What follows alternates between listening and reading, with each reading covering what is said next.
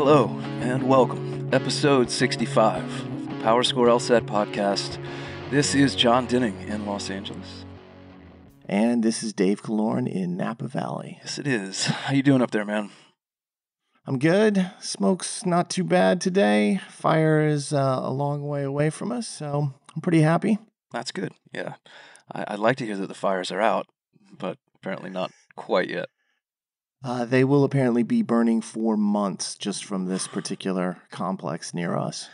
Well, speaking of fires that continue to burn, we get to talk about the August LSAT today.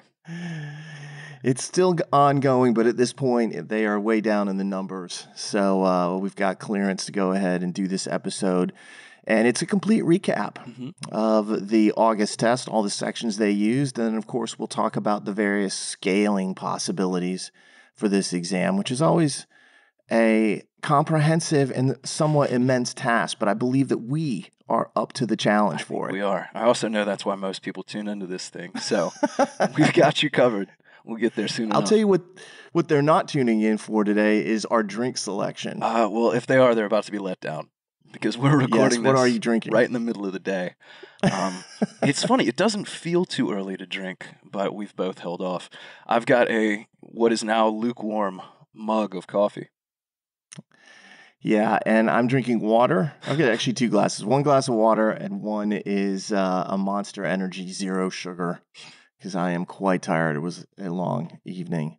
So It's just, it feels like one long evening since about Saturday morning, frankly. You mean since about like mid-February? Or that. Yeah, 2020 feels like one long evening.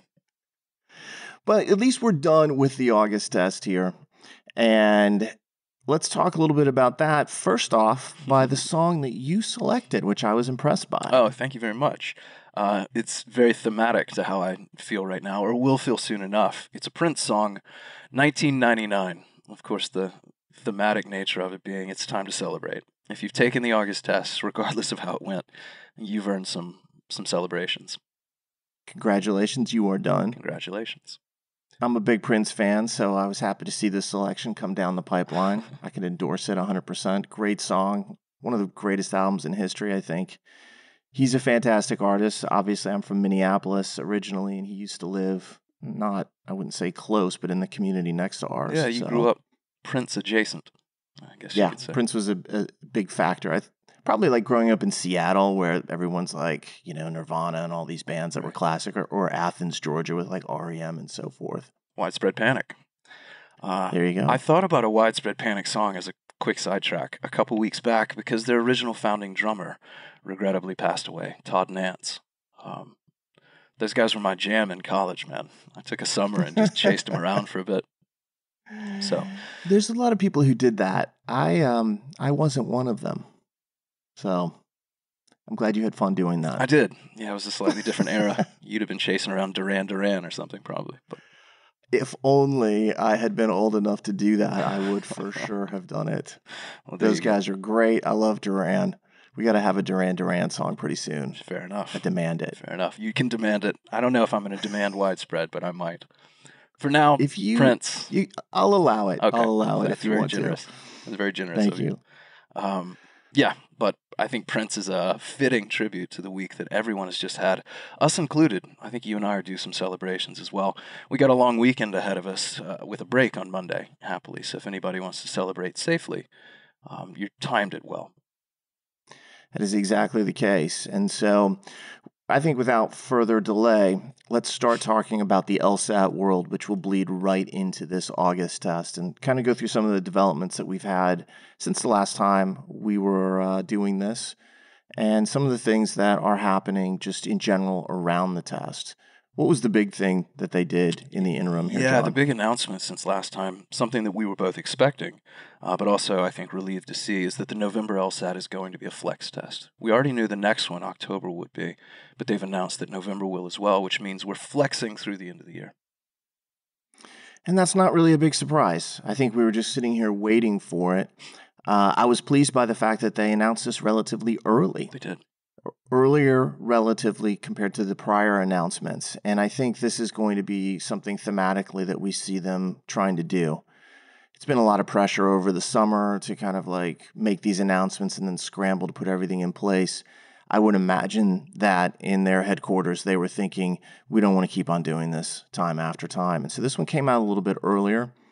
They did move some of the deadlines around. They did, yeah. They moved the test a week earlier, and that moved the registration deadline up a week earlier. So if you're going to register for the November test, that deadline is September 23rd, and the tests themselves will start on November 7th. Yeah, that's Saturday. I will say about the November test registration, which again is September 23rd, you're going to have about 4 or 5 days with August results if you took this test before you need to decide and commit to November. Don't push it to the last minute. Again, their system gets clogged up, but you will know how you did in August if you keep your score before you need to sign up for this test, which is obviously a good thing. Yeah, and for those of you wondering, well, why did they move the test date? It's our understanding they talked to a bunch of universities and they saw some conflicts with the original date and midterms/finals and taking tests.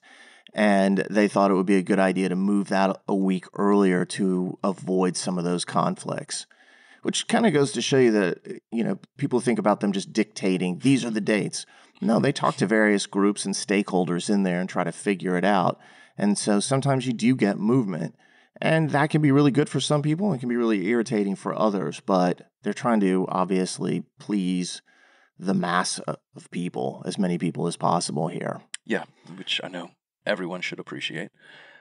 What does that mean then for tests early next year? You ready to speculate on those? Well, the first question that I got after announcing that November had gone flex, and it took about 5 minutes this time. Oh. Last time it took 1 minute, maybe 30 seconds. Within 5 minutes, somebody said, so what do you think about January? Yeah. And I was like, no, don't ask me that question. So I'll tell you what I think, at least at this point. I can't see anything changing. Universities are having students leave after Thanksgiving in a lot of instances. I'm not thinking the Christmas holidays and the winter holidays are going to change anything. It might make the situation worse. So I would say right now, my expectation is that both January and February will flex. Yeah, you'll get no disagreement from me. With luck, what we'll also find with those tests, if they do become flex, or you know what, if they don't, but when a decision gets made, I hope it gets made very early. I hope we get the same kind of long-term lag with the announcement before test time. Again, February and January are ways off, but November was 2.5 months early. I see no reason they couldn't make January and February flex and announce it further in advance than that. I think you're on the money with that, and I expect to see that happen as well. And that relieves pressure on them, where they're like, the questions go away, they know what they're doing, they're good to go with that. So for those of you who want to ask and who are wondering about that, that's what our speculation is both of those tests, January and February, will flex out. Now, in talking to them about various things about this August test, and if you follow me on Twitter, you've noticed I've been posting some statistics daily about how many people have gone through the test and so forth. They actually flagged 2 issues to us that I think are worth kind of spreading a little bit more widely here. And they're really both quite interesting to me. The first one is that they are running into test takers who apparently do not understand the interface that they are using. And I don't mean they don't know how to use a mouse or point and click or anything like that. Apparently, they don't understand the selection process for the correct answers. And the way it works on LawHub and on the test itself is if you're going to select an answer, you actually have to select that little circle that's right there. Apparently, some people are thinking that if they eliminate all 4 of the wrong answers, that automatically selects the correct answer. It does not. You still have to go ahead and select that answer. So you can't just eliminate everything. Or you can't just eliminate one answer and think that selects the correct answer for you either. So I think we're going to see some guidance from them and maybe some education going forward. But that was an odd one to me because I just didn't even think about it. But they're running into people who come out and have these extremely low scores, and they go back and they take a look and they're like, oh, they eliminated all the wrong answers in a lot of these problems. Yeah, process of elimination is a completely valid way to attack the questions. I encourage it, in fact. Eliminating wrong answers is a hugely important skill, but the system won't record it. The system only knows when you've clicked the oval next to your choice, so make sure you take the final step here. You won't get your reward otherwise. Yeah, I know you're thinking, I eliminated 4 Yeah. answers. That means the other one's right. The system doesn't know that you selected it. It just Right. sees that no answer was selected. And so that's a problem. The other thing that I know that they're getting very concerned about, and this is something that we've actually mentioned previously, is that we are looking at scores being released on September the 18th from the test. And right now, it looks like more than 50% of test takers have not completed an LSAT writing exercise. And if you recall, your score does not get released unless you have the LSAT writing on file. And I've said this in the last episode, do not leave this until the last minute because their system will not be able to process everybody if they all try to do it in the last 3 days. Mm-hmm. We've seen some recent issues with LSAT writing and some problems getting started. Just last night, I was talking to a student who was, distraught over the fact they couldn't get going with LSAT writing. They just wanted to get it done. So that's the first thing is get on this. Yeah. If you haven't done it and you have taken this test and you don't have a writing on file, you need to make that happen immediately. So try to do that. The other thing is this, is that a very high percentage of people who are actually getting through the writing are not conforming to the rules for the session. And the way that it works is if there's a rule violation of some sort, they go look at it. And so what's happening is they're getting tons of flags where the AI looks at it and says, this person, went out of view of the camera, or they failed to do, one of the following things that we'll talk about. Mm-hmm. Here are the things that are causing problems. Failure to display your photo ID. If you do not show a photo ID, that's it. They don't give you a free pass. Your sample is out. You'll have to redo it entirely. So that's an automatic disqualification. Yeah, you can't just hold it up to the camera either. There's a part of the interface where you actually will take a picture, like a shot of your photo ID when you hold it up. Make sure you do that. I was talking to a tutoring student of mine who didn't realize she had to manually take a picture of her face with her webcam. So she was just standing there smiling in the camera for what she said was several awkward minutes, not realizing she had to do it. So familiarize yourself with the system, but you have to actually record pictures of these things for it to even process your essay in the first place. Yeah, you got to do it. John, what's the second thing that's an automatic disqualification? Because I think it's close to your heart. Well, it's close to my wrist. In fact, I'm wearing one right now. You can't wear a smartwatch. I've got an Apple Watch on right now. So if I were to sit down and try to write this essay as I'm currently adorned, it would immediately flag it and it'd be an automatic disqualification. It could take several days for them to let me know, though, and then I'd have to go back and start the process again. And that's the problem. Mm-hmm. Another thing, and this is true for the LSAT as well, failure to show your scratch paper during the room scan. You have to show that is one thing. And then also having a backpack or cell phone or even another computer in the room is something that's causing them a problem. And they've kind of explained this. They're like, look, having those things in the room does not automatically disqualify you. But what it does is it forces LSAC personnel to review the entire session. And they're doing that to make sure that you don't access it. Mm-hmm. And again, I've said many times that I think that the emphasis on cheating is misplaced, but that doesn't matter. That's still their emphasis, so they're going to operate the way they operate. And so they have to watch the entire session to make sure that you didn't access it. And then if you didn't, and presumably most people are fine there, they'll go ahead and clear your score. But that process puts you in a queue behind everybody else with problems. And so it can add several days to the clearance of your writing result. Yeah. It's different than the actual test because the test has a third-party live proctor. They can guide you through things. They'll scan your room and tell you what is and isn't a problem. But with the writing, you proctor yourself. And so you have to be much more diligent about making sure you follow the rules basically ahead of time, engineering a situation that couldn't possibly raise any flags. Because again, you can have a backpack in the corner as long as you don't access it, but it could be the kind of thing that triggers a review. You just don't want to get that delay. Yeah. This is one of those things where it's not that the rules are onerous or problematic. It's that if you don't know them, you can cause yourself problems. And you don't want to get disqualified because you forgot to take off your smartwatch. Right. It's always inadvertent for the most part here, but just know the rules and you'll be fine. Yeah, I tend to think that the average person out there doesn't mean or want to break the rules. They just didn't realize, or they weren't aware, or they were too frustrated, with the whole process. So just keep those things in mind. Yeah. Last thing on this, we'll link a couple of different basically advice articles. We did a podcast episode on the writing sample. There's a blog about it, The Ultimate Guide, somewhat pompously titled, but there it is. We'll link to these things so that if anyone's wondering how essentially to write their essay, you'll have some good resources before you go into it, and then get it done. Get it done tomorrow, get it done this weekend. Don't wait. 2 things to follow that up. Okay. Episode 15 is the podcast episode. The second thing is I titled that blog, so you go to hell. Okay. I thought it was me, but fair enough. It sounds like both of us, so it was really a crapshoot as to who's. I think it's built off the ultimate test mentality list that we have out there as well. I'm into things like that are ultimate and absolute and powerful. When I think about this test, everybody knows that I want to attack it positively. So it probably was my fault that we were pompous there. Fault's strong word, but okay. I'll accept it. Let's move on to the main event. Let's talk about August.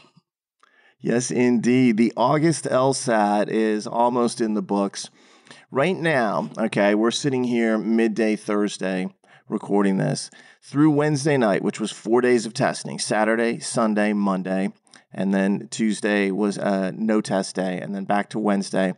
There were 24,200 people who completed and submitted the August LSAT-Flex results. Over Thursday and then tomorrow, there's another 200 to 300, and so the ultimate end of this will be about 24,500 test takers. That's a lot of people to get through the system. And interestingly enough, I was talking to them about this. It looks like by the time November's done, they will have had over 100,000 people since the new testing cycle started, which is very close to what last year was. I think it'll end up being a little bit ahead of last year's numbers, but that's a ton of people to run through the Flex. So pretty good numbers, pretty strong, big testing groups still to come, but this one was a large set of days, and it ended up being a lot of work, I would say, going through that. Yeah, Would you agree with me? For sure, for us, for LSAT, for everyone involved. You could feel the volume of this test for sure. It's the biggest test of the year so far by almost a factor of 2. I think the June and July tests were about half of these numbers. So roughly. It's a lot. Were there problems? Yes. We've talked about a lot of the problems in the past, and so we're not going to go into huge discussions of that. Certainly the early Flex tests, we talked extensively about problems that you might run into and how to mentally prepare for that. So if you're thinking, you're taking a future test, go back and listen to one of those. I can say this, that they've gotten pretty good now on the idea of allowing people to retest if there's a catastrophic problem. So about 100 people on Friday that are taking the test will be retesting from problems they had on Saturday or Sunday. And I had somebody ask me this where they were like, are you seeing more problems? I'm like, I'm not sure I'm seeing more problems, but I know there are many more test takers, right, and it seems to be in accordance with that. So I'm not seeing anything that's out of alignment, but there are consistent issues, and I will talk about this in just a few minutes. When you run into problems, there are specific steps that you do want to take, and so we want to help out with that, and we'll come back to that particular point. But 24,500 test takers over the course of this week, that's a lot of people to run through. Mostly, it seemed like it went pretty well. Yeah, I think any issues that we're seeing are proportionate, which is to say more people, but out of a larger sample. I don't think it's a higher percentage that are facing problems. Exactly. And we'll circle back to what the concessions are, the recompense, as it were, when problems do arise in just a second. Let's talk about the test itself a little more and dispel with one, I know, common myth or misconception, which is where it came from. What was it? Well, the biggest question that I saw beforehand was, should I be studying the prep tests from the 60s? Right. Should I be going through those and looking at those? And I had said several times, and I saw you say it as well, don't assume that it's coming from the 60s. And as we will talk about in a few minutes, it didn't. Right. They used 3 different tests extensively throughout the course of this week. None of them were from the 60s. They were more from the 70s. and on from there. So this was something that we'll get into more detail. But when you start thinking about like, oh, I should go study a certain era, just keep in mind that all these tests go back, that a lot of them have been used multiple times. It's really hard to say it's going to be from the 60s or the 70s or the 80s or whatever you're looking at here, because you can't really predict exactly what they will do each time. We had a pretty good idea, and I think on Saturday night, you and I talked, and we knew exactly what they were about to do on Sunday. And we didn't say anything. No. And I know some people right now are like, why not? As we're trying not to be prejudicial inside the applicant pool. If I told people, go study this, this, and this, that is really not fair to all the people who just took the test on Saturday. Yeah, I texted you Saturday night, I think, and said, want to lay some bets on the games they use tomorrow morning? I called dibs on, and you said, no chance. As in, no chance I'm taking that bet. You agreed with me. And sure enough, I knew that was what was coming. Yeah, sure enough, we woke up Sunday morning to that exact set of games. I was like, well, I wish you would have bet. Yeah, I think the comment was we would be gods. I wish we could say something about this. We'd look like we'd gods. also be in big trouble. Yeah. So I'd prefer to avoid, the blowback from having done that. And I think legitimately some test takers would be very, very angry about it. We'd make a lot of people happy. We'd make more people mad. And among those more mad people would be LSAC themselves. So it was a non-starter, but it was fun to speculate, especially when we knew that the speculation was almost a guarantee. This goes back to something where when we had single test days, I would start announcing which sections were being used, where it had come from, scaling relatively early. Mm-hmm. There have been tests that we knew well enough where within 30 minutes I was predicting the scale. And now the way the Flex is used, it doesn't feel fair to do that. Even though we have a very large amount of information, LSAC came to us a while back and said, could you maybe not do that in this environment? It doesn't feel fair to the test takers who just already tested. And I happen to agree with them on this. And so that is why we have pushed it later on in the week. And they were really clear. They're like, look, if you want to go ahead and release this on Thursday, we're cool with that. They know that Friday's still to come, but it's such a small test group that it shouldn't have any type of effect there. And as we've seen with the Flex, it's really hard to know what you're getting anyway, so I'm not sure it's that big of a deal. But on Saturday night, we knew what was coming Sunday morning. So yeah, we'll talk about each of those sections here, and even knowing what's coming doesn't necessarily give you a huge advantage, but it was enough to, I think, warn us off of. I agree with that. One comment that I continue to see repeated online, and I've heard from a few people directly who've contacted me, emailed me, called me sometimes. Sometimes my phone just rings and it's a stranger wanting to ask me questions. It's odd. Do you know your credit score? Yes. Is that the questions they're asking you? Yes, would you like to refinance? That's right. Let me talk to you about auto loans. One of the things that I hear people keep bringing up is that the test that they had as part of this week felt like something new. I've seen this quote a few times, that LSAC is clearly preparing to move into a new era of content or new concepts, new question types and things. Every single thing that they've used here came from a past test that was used at most recent 2.5 years ago, 3.5 rather years ago. So none of the stuff that has happened on these tests was new. None of the stuff was all that unique or original. Nothing here was surprising if you actually understand the test itself. And I know some people are out there wanting to fight me for saying that, but it's true. Well, you're not saying it's easy. No. We're never saying that. We're just saying that we've already talked about all these sections in the past. All this stuff has come up before. When people started talking about certain passages, like the dark matter passage, I was like, that thing's back again. Mm-hmm. We were aware of what was happening. And that's, the benefit of having history on our side. We're able to see it over time. So I don't think that says that the test is new. It doesn't say that it was easy either. No. I Those two things are not related to make that claim. Yeah, but I'm aware of that. I just want to make sure that everyone else is aware of it. Right.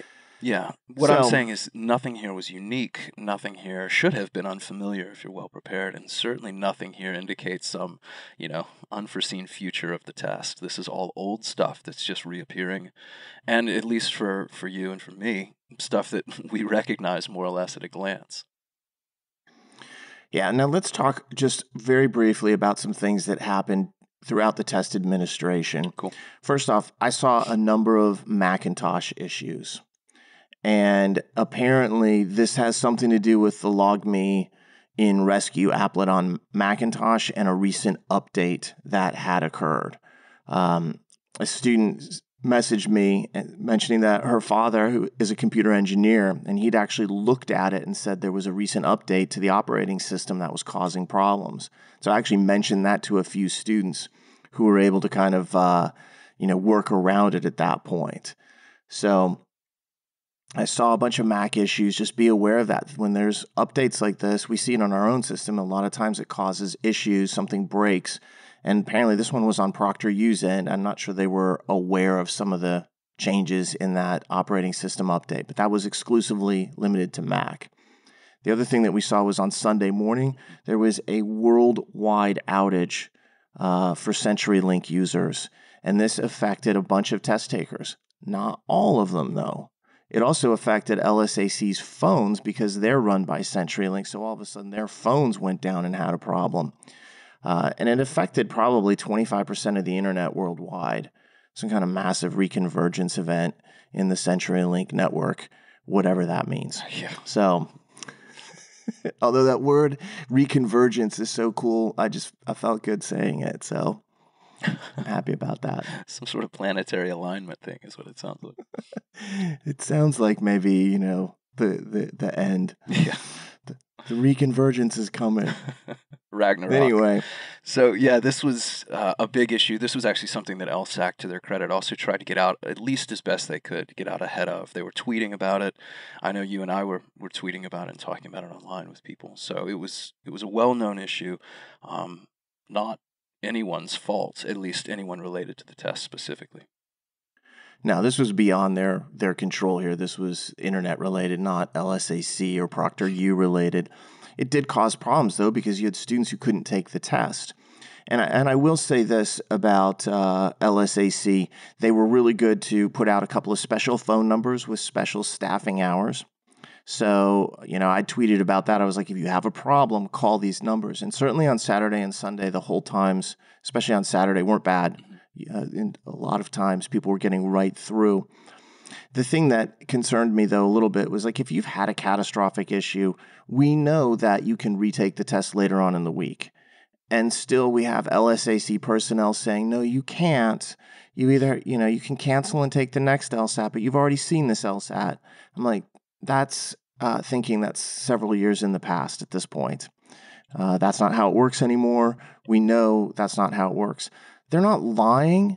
They just don't know. And so one of the things I will say to people is if you do have a catastrophe like this and it's a Saturday or Sunday and you can't even sit for the test, you can take it later on in the week. As I said, about 100 people are taking the test tomorrow. I think Jon and I have talked to all 100. It feels that way. Certainly a very high proportion of those students we have talked to without question. But in a lot of cases, it was incredibly frustrating. They're talking to LSAC on the phone and they're being told, sorry, or maybe we'll get back to you in a few weeks. And I'm like, you got to keep pressing. Yeah. You have to keep asking for what you know is available. Yeah, that's the first thing, is knowing this is even a possibility, because it's not being offered as a first option. And then you just have to be the squeaky wheel. You really do. And I've noticed that the squeaky wheel definitely gets attention. So the makeup grease, yeah, for sure. I want to point something out, though, just to be clear. If you've had a momentary blip where you lost connection for 10 seconds, they're not going to give you a retake. The people who are getting retakes had serious issues that directly affected their ability to either complete the test or even to have a normal experience. So it's not just like, oh, I had a little bit of a problem, I think I'm going to retake it. It has to be major level. Yeah, my test started 30 minutes late because the proctor was, having a tough. That's not going to do it. But if you lose 7 minutes in a section, or if for whatever reason the entire thing shuts off, that's the kind of thing. The proctor keeps interrupting you. Or the proctor continues, to take control of your screen. If it feels possessed all of a sudden and your mouse is jumping around or your cursor's jumping, these are the sorts of things that can often warrant a chance to try again just a few days later. Yeah, the proctoring is definitely hit or miss at times. There's some really, really good proctors, and there's some proctors who don't seem to have complete control. I would be very interested, John, to actually monitor complaints by test start time. I wonder if there's shift changes with ProctorU or different people coming on where there's more problems at certain times, but I can't tell right now because that would require a massive tracking. Yeah. I'm not sure I don't have the ability right now to do it. The C team in the afternoon for ProctorU who comes in. Yeah. Anyway, that's something to think about. I really would like to see that addressed with kind of like the phone lines with LSAC and being like, these are your options. You've had a catastrophe. We can do this for you. And just ease the concerns, because I had students who were, again, crying, pulling their hair out, deeply upset, and just generally anxious. And that is not fair when it wasn't their fault. So keep that in mind. There's one other thing, too, I would like to address. Yeah, I feel like we don't have a choice. I don't want to address it. In fact, I don't really want to talk about this at all. I thought my, child rearing years were over. But this is something where it's been bothering me now, and I think that LSAC should be aware of this, that we need to change because we're all adults here. There's been a wave of posts online about people talking about they peed themselves during the test. They peed in a jar. They took an illegal bathroom break, and they knew they were doing that. And they were like, I didn't think this would be an issue. And there I was peeing myself during the exam. And I'm like, I cannot abide by this any longer. I saw one this morning where they had taken an illegal bathroom break, but took the camera into the bathroom with them to essentially, to record exactly what was going on so there'd be no doubt. I have had a really busy morning and have not really been online. That's just horrifying to me. Everybody here is of voting age. They are adults. We need to institute a bathroom break policy. Just give people 4 sections, add an experimental so that, you can test sections and ease the pressure on yourselves, LSAC, but then give people 5 or 10 minutes between sections 2 and 3, because you can't have this. This is the worst possible look that I can imagine. Hi, we're giving a test to adults going to law school. They're going to be future attorneys representing us. They peed themselves during the exam. I've said to a few people that as expensive as all this is, one of the things most don't budget for is, diapers or carpet cleaning. Depends. Yeah, who'd have thought? I took the LSAT and lost my security deposit.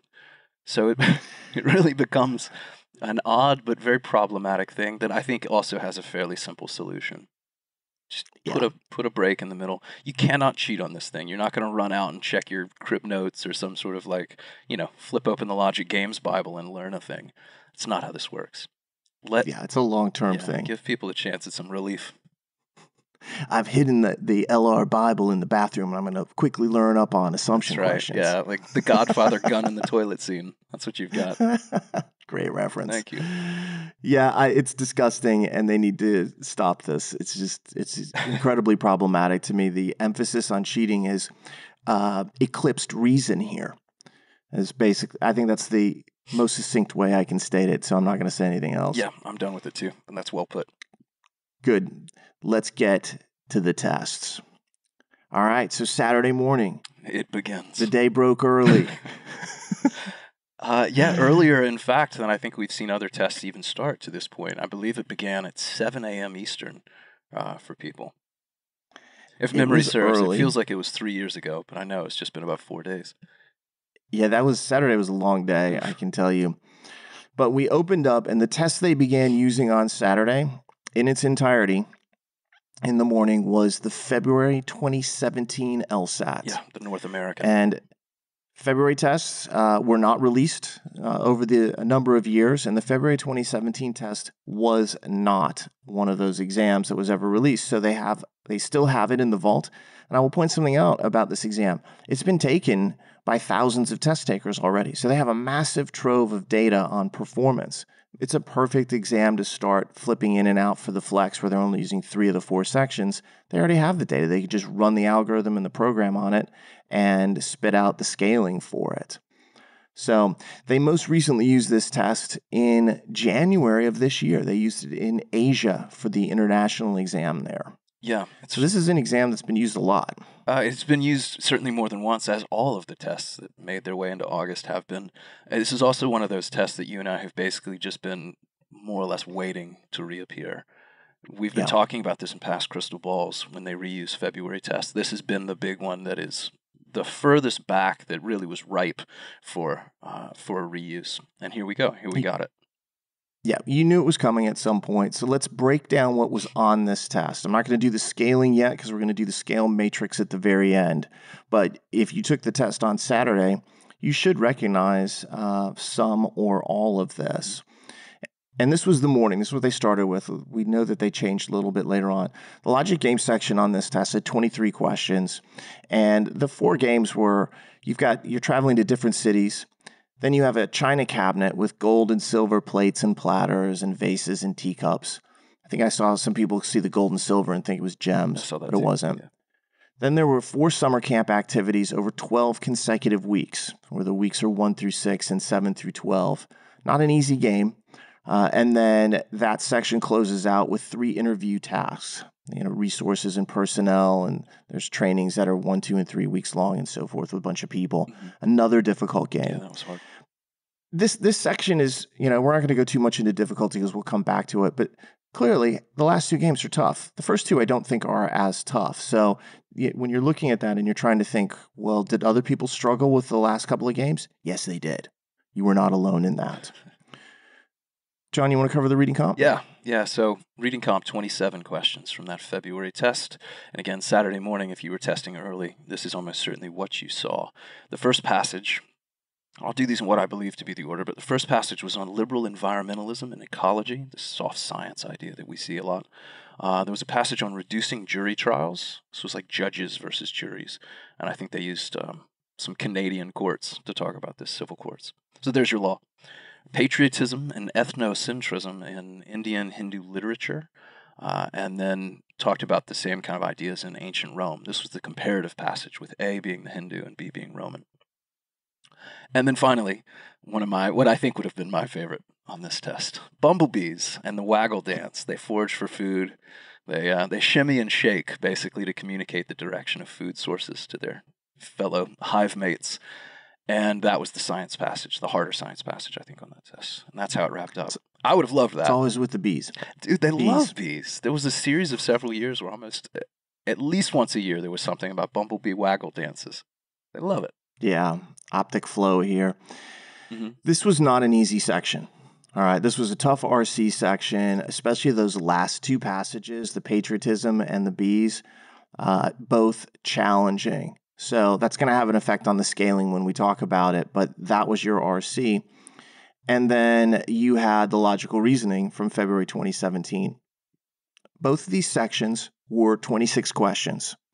Both of them are very reasonable. They're definitely in the middle of the road in terms of difficulty. One of the sections has got like plate tectonics and children estimating these beakers. You've got middle-aged coffee drinkers in one of the sections. The other section, I think, is got iguana spots. Mm-hmm. It's got a supernova and the birth of King Charles II in there as well. And again, both of these are pretty similar. And if you think about it, the reading comp on this test and the games were probably slightly on the harder side, definitely with reading comprehension. So having middle-of-the-road logical reasoning made a lot of sense. Mm-hmm. Now, the thing I will say is these sections, although this is what they started using, 3 of these 4 sections on Saturday morning, they came up again later. So just because I'm talking about Saturday doesn't mean that if you took the test on Monday that you were off to a different test. Right. They began mixing and mingling these sections. This was just the first test. So you and I on Saturday morning were like, what's going on? We started seeing what was happening. We're like, Feb 17, good. We got a lot of information on this test. Yeah, we were both kind of expecting this. And as soon as I saw that china cabinet and people started talking about platters and teacups, I was like, I know what this is. I know instantly what this is. And I saw bees dancing and I was like, I definitely know what this is. And we were happy because we did not have to scramble around and think, we've never seen this before. I like that moment. I like to have knowledge. Knowledge is power. That put us in a really good position. Now, relatively early on Saturday, probably around like 11 a.m. or so, we started seeing them switch in new sections, which is pretty quick.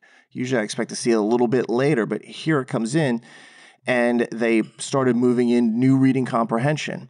So if you had that B's passage early in the morning, midday, they started moving that out and they moved in a new section. And this section is originally, as far as we can tell, from an international LSAT given in September of 2016. Later on, used again for a European LSAT, or an LSAT in February, and then a March LSAT in Asia. So they used it a couple of times in short order thereafter. But this one started off with Native American art. Then it had a passage about dogs and wolves. Then there was the Notorious Woman, the Myra Clark Gaines passage. And then last, there was the Monopoly passage. Yeah. And I don't mean the board game. I mean like monopoly power, economic, European regulation. Trade regulation, free trade, yeah. Exactly. This passage, or this complete section, is probably, again, in the middle. Not as hard as the patriotism B passage that we saw earlier in the morning. So, again, I saw people online, they were like, oh, okay, B's, I got to, look out for that. I'm like, if you're taking the test later in the day or tomorrow, your chances of getting that same passage are really low, or that same section.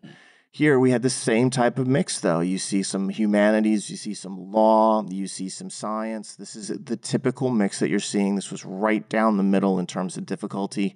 Nothing that was surprising here. Yeah, nothing too tough. Although the European Union monopoly thing, the comparative at the end, I think was the standout moment in the worst way. That was the one I heard the most griping about, I think. That was the first thing. People like, monopolies were hard, and came right back out with that, and that was the last passage. But notice what they're doing. Again, they're using a test that's 4 years old, roughly. It's been given before. This one was only given overseas when it's first appeared, but it's the sort of thing that is old news in a lot of ways. There's nothing here that I'm seeing where I'm like, oh, wow, didn't see that coming or haven't seen that before. This is all, again, fairly well-known stuff. Yeah, no new topics, no new formations there. We're pretty familiar with these passages. Yeah. And then still on Saturday, it was a busy day for them over there. They started flipping in new logical reasoning.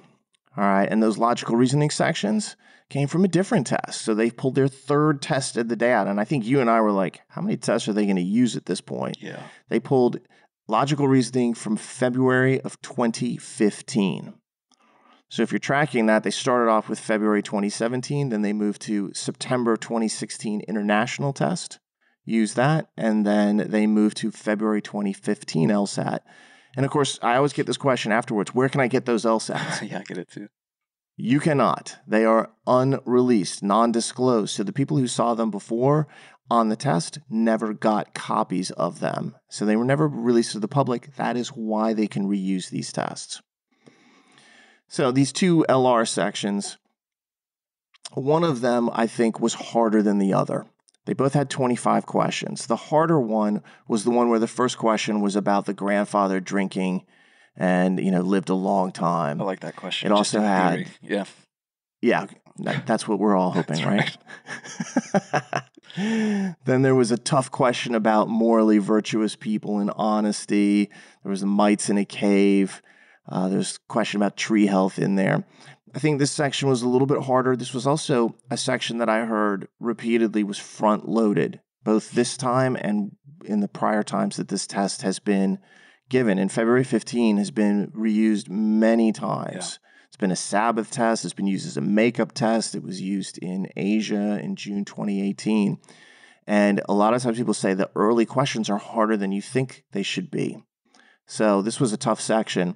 The other section was also 25 questions. This was more in the middle, on the harder side, but certainly more in the middle. This was the one with periwinkles, bat pups, the sleeping platypus or platypi is in there as well. And this one was, I heard a lot of commentary, and our information suggested it's not bad. I'm not going to say it's easy because I don't think any LR section is just flat out easy, but this was not as hard as the other one on that test. Yeah, that was my take on it too. Another question in there about the pH, I think of clams and the shell strength that you saw. Yeah. So, yeah, if you can, again, match these questions up, even one of these questions up to what you saw on the test, right away you can tell where it came from. That's exactly right. So that really was what they did on Saturday.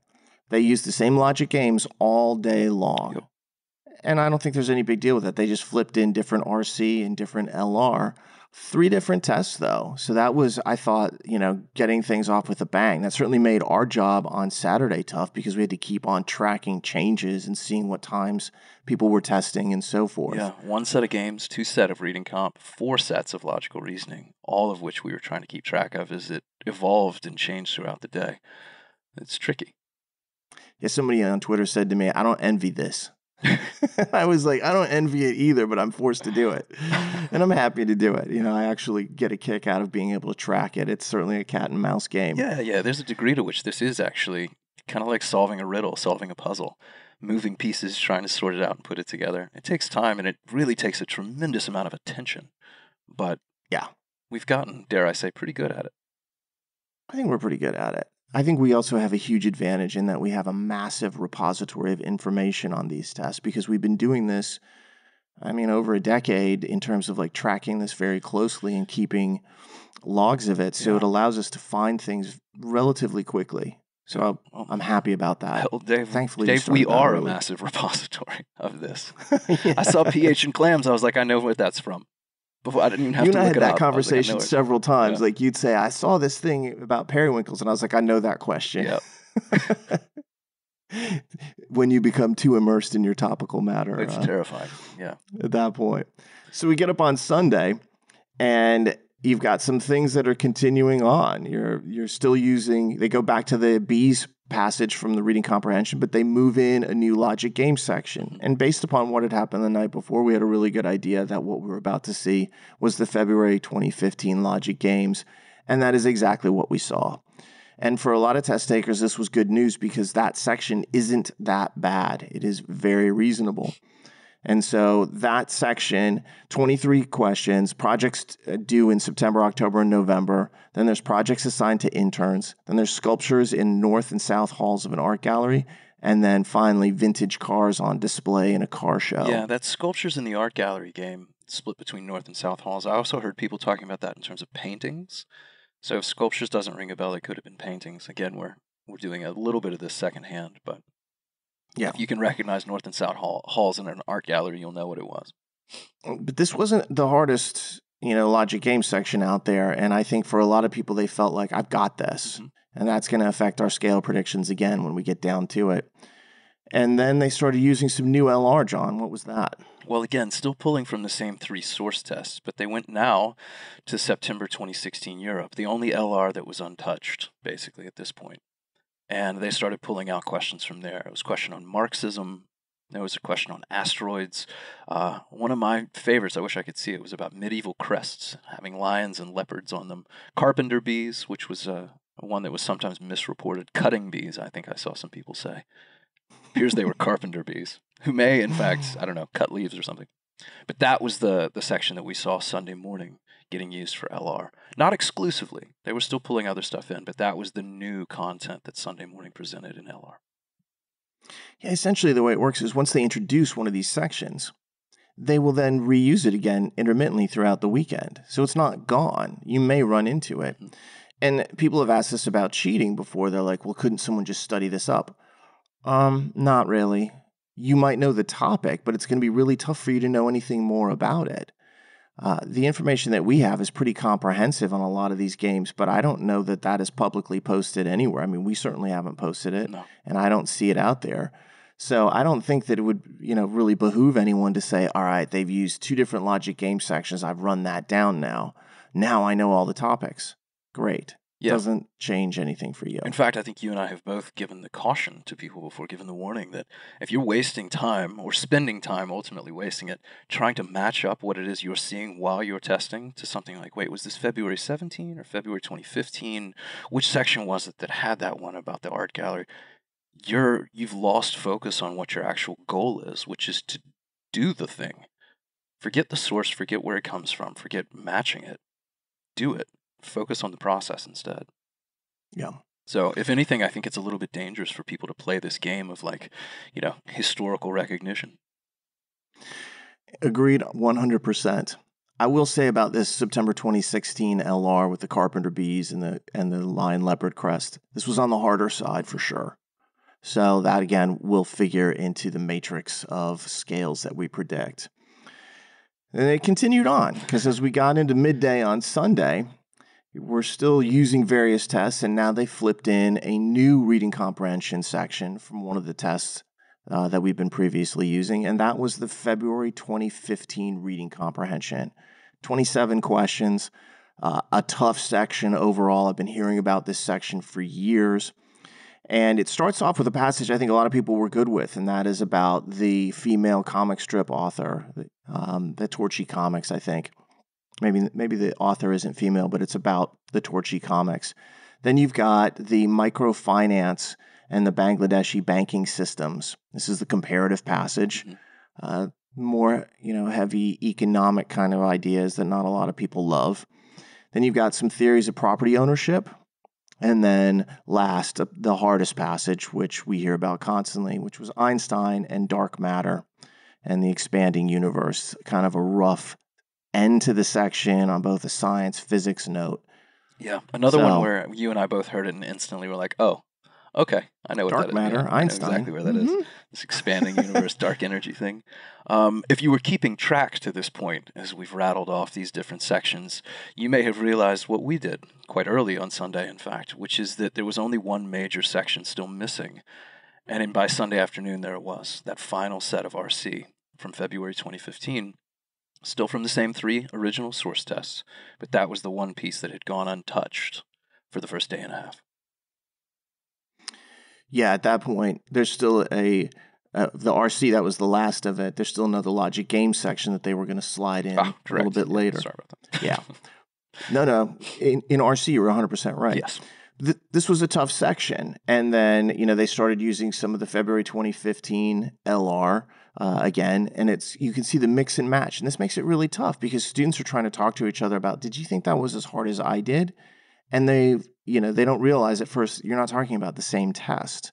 And it is such a natural human response to say, I want to know whether or not my kind of perspective and experience was unique on this. Am I normal or am I an outlier? And so they go online, and sometimes people are like, no, that reading comp was super hard. And I was sitting there thinking, you're talking about different sections, but you don't realize it. Yeah, I see that in comments all the time over the past several days, where somebody would post a fairly generic thing about their test. I had this order and found reading comp really tough, but they wouldn't mention topics.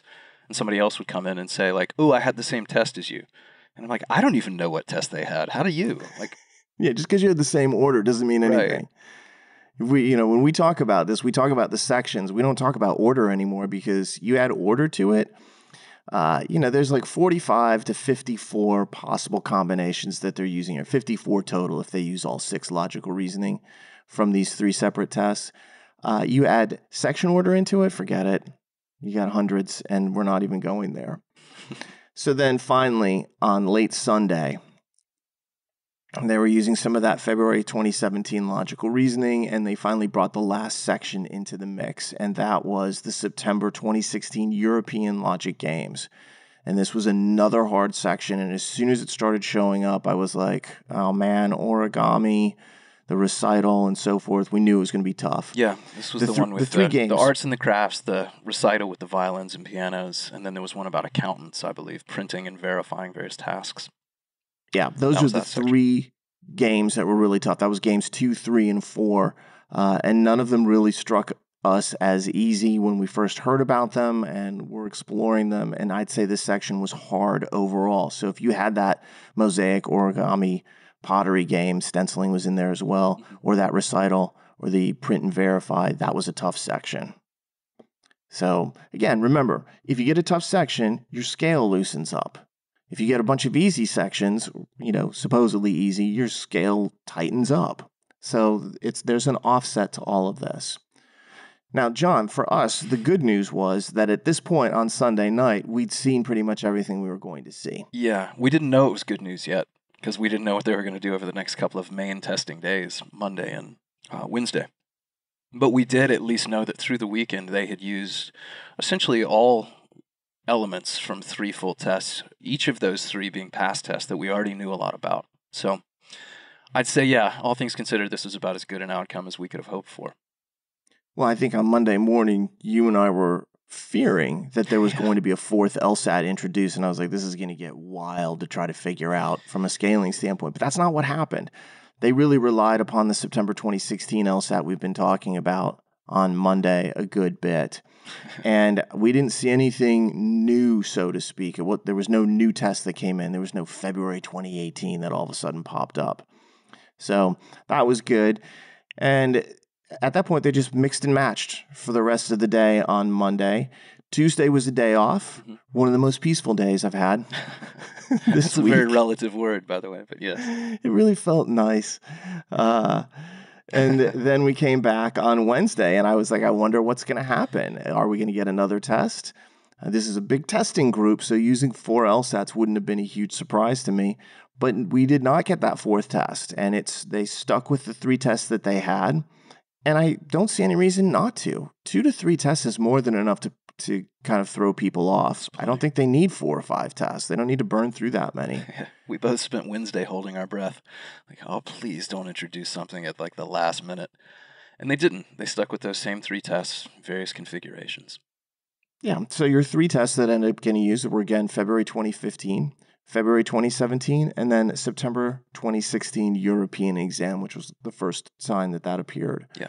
So that's what happened all day Wednesday, and we rode that out. And this morning, I, again, have not had much of an opportunity to check online, but I hadn't seen anything new come through. I have, yeah. This morning being Thursday, where typically people testing today have certain accommodations that made them unique enough that they'd be testing outside of the main window, the main group.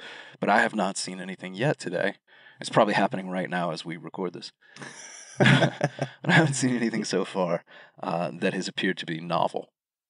Yeah, anything happening at 2:30 Pacific time on Thursday, we're not aware of it. We're in here. Yeah. So that kind of brings us through the entire testing segmentation and introduction piece by piece, and some general comments about the difficulty. So I think a lot of people are like, that's great and all. All right, I found my test in there. I heard what you had to say. That was easy. That was hard. But what does it mean? How does it affect my scale? Here we go. So, how does it affect your scale? Now, let's start off by reminding everybody that the Flex tests typically have like 75 or 76 questions, so that the scaling is totally different. You know, on a regular LSAT, we would be talking about scales that are like -10, -11, -12, and that is the standard number of questions you can miss to receive a 170. So it's become kind of a shorthand for overall test difficulty, especially at the top line here. So as we talk about that, because the Flex is only 75% of the total questions of an LSAT, Flex tests have tighter looking scales, but they're relatively the same. The baseline scale for a Flex test is 7 questions to be missed for a 170. That translates to roughly a 10 scale on the regular exam. And what we're seeing with these Flex tests is largely it's been in the middle. There hasn't been a whole lot of outlier stuff of very high difficulty. So as we go through this, what we're going to do is we're going to start off and we're going to say, assume that your starting point is 7 questions missed for 170. All right. And then what we'll do is we'll talk about each section type one by one and find your section and then make an adjustment based upon what we talk about in terms of difficulty. Is it pretty clear, John? Yeah, I think so. And I think for most people, this probably isn't their first rodeo. So some of that may have even been common knowledge, but always good to assume it's not. So yeah, we'll start with 7 and then we'll start to move it up and down for you depending on the combination of content that you saw. Exactly. So let's start with logic games. Yeah, let's start with games. Yeah. We know there were 3 logic game sections that were in use. All right, and I'm just going to talk about them in the order that they were used, but I'm going to mention each of the game types, or rather the game topics. So the first one is going to be that one from Saturday morning and really all day Saturday, the February 2017. This is the game about cities, the cabinet, the 12 camp activities, and then finally the interviews. This is a medium level section. It has no positive or negative effect on the scaling. So you don't do anything. It's a 0. So it just stays at -7. So if you had that one, as far as logic games and your scaling, stick it at -7, and we'll come to reading comprehension in just a few minutes here. The next section that they used of logic games was from February 2015. That was the projects, then the interns, then the sculptures / paintings in a gallery, and most importantly, I think, the vintage cars. Yeah. The car All right, show. this was an easier logic game section, and this is going to tighten your scale by 1. So if you start off at -7 and you had this logic game section, to get a 170, your scale just tightened up to -6. All right. So everybody's like, boo. Yeah, that's what I was just picturing too. It wasn't just the scale that tightened up. Yeah. Excellent. Oh, all right. And then the third and final of the logic game sections that you might have seen was from that European test in September 2016. That's the origami pottery game, the music recital game, and then the accountant printing and verifying game. All right, so if that was your section, what that is going to do is that was a hard section. That is going to loosen your scale and add 1 to it. So it goes from -7 to -8. All right, so if you had the 12 camp activities, no effect on that -7. If you had the vintage cars, then it tightens up to -6. And if you had the music recital and the print verify, that is going to loosen your scale to -8. So now we take those numbers, whatever your personal number is, and now we go to reading comprehension. And we're going to do the same type of adjustment, except for some people, you're not starting at -7 anymore. You might be at -6 or -8. Right. The first reading comprehension was that patriotism and be-waggle. That was a tough section. If you had that, that adds 1 to your scale. So if you were at -6, you go to -7. If you were at -7, you go to -8. And if you were at -8, you go to -9 on your scaling to get a 170. The next passage was the Monopoly passage. With the dogs and wolves started it out. Then there's the Native American art, then the Notorious Woman, and then the last passage is Monopoly. We're going to call this in the middle. This is going to be no effect on your scaling. It is a 0. So you don't add or subtract anything. And then the last one is another hard passage. This is the comic strip one. Although that passage was easy, the rest of it we think was hard enough to go ahead and cause this to be higher difficulty. That was microfinance, and then property, and then finally Einstein and dark matter. That is going to loosen the scale by 1. So if you were at -6, you go to 7. If you're at 7, you go to 8, and so on. Yeah, 8 goes to 9, and I suppose at this point 9's probably as loose as it could get because we haven't done LR yet. Yeah, you started at 7. You could only go to 9 right now. Yeah. If you had the two, the tough LG and then one of the two tough RCs. Right, yeah. If you had the origami games and the Einstein reading comp, you'd be at a -9 right now. Yeah. Or if you had the origami games and the B-dance, patriotism, you'd be at -9. That is correct. So now LR could, just doing it with 3 logic games and 3 RC is tough. But again, find your section, listen to what we're saying, start at 7 and then go up, down 1, or stay the same through each one. When we get to logical reasoning, it's really tough to go through all this. So what I'm going to do is all the sections are in the middle, meaning they have no effect on your scale. So it's a 0, except for 2 sections. So if you have one of these 2 sections, you're going to loosen your scale by 1 more. If you didn't have one of these 2 sections, then your scale stays exactly what it is already.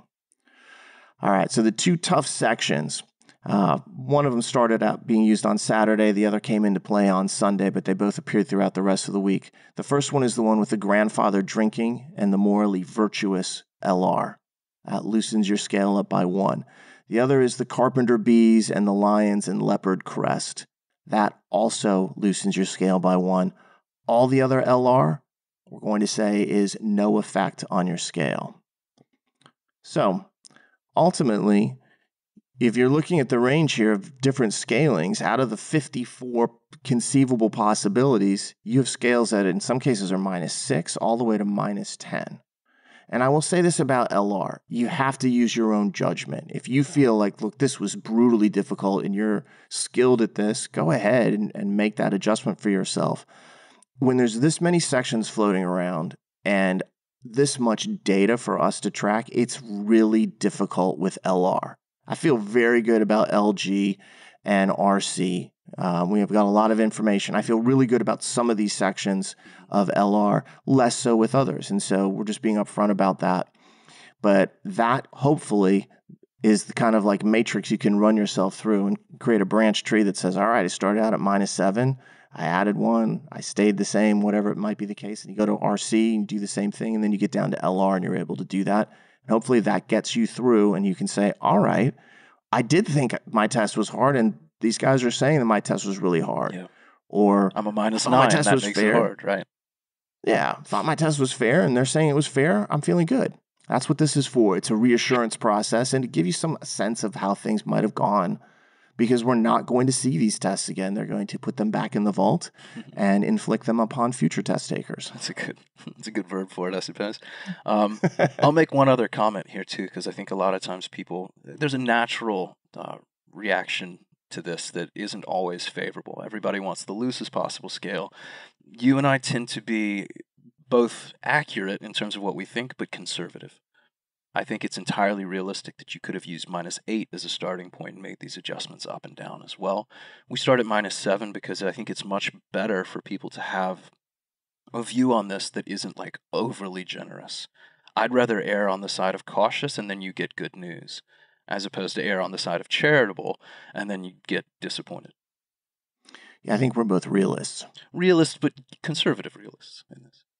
Fair enough. I'm not wearing rose-colored glasses here. I want to be positive about approaching the test, but afterwards I tend to be brutally analytical about it. Yeah. And look at it more towards, I guess, the conservative side. Yeah, I think at least as far as the LSAT. If we've missed any of these by, say we're off by 1, I don't think we'd ever be more than that, but it tends to be that we've probably undershot it by 1 if we're going to miss.